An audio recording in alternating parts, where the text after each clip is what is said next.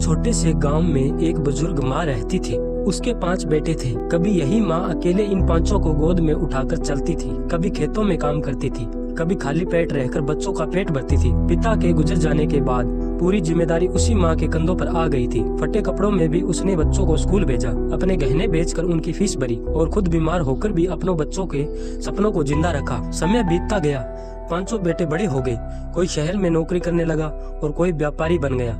सब अपने अपने घरों में खुश रहने लगे। एक माँ बूढ़ी हो चुकी थी, आंखों से कम दिखता था और पैर कांपते थे और अक्सर बीमार रहने लगी। एक दिन माँ ने अपने बेटों से कहा, बेटा अब मुझसे अकेले नहीं रहा जाता, क्या मैं कुछ दिन तुम्हारे साथ रह सकती हूँ? 5 बेटे इकट्ठा हुए, लेकिन माँ की बात सुनकर किसी के चेहरे पर खुशी नहीं थी। पहला बेटा बोला, मेरे घर में जगह कम है।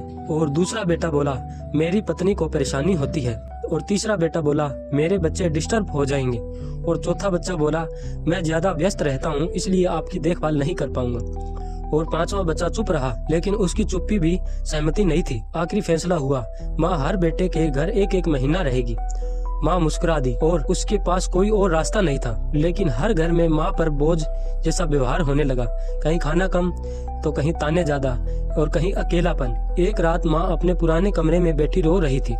उसने खुद से कहा, जिस माँ ने 5 बच्चों को पाल लिया, आज वही माँ 5 बच्चों पर भारी पड़ रही है। कुछ दिन बाद माँ की तबीयत ज्यादा बिगड़ गई। अस्पताल में डॉक्टरों ने कहा, दवा से ज्यादा इन्हें अपनों की जरूरत है। उस दिन पहली बार 5 बेटों की आंखें खुली।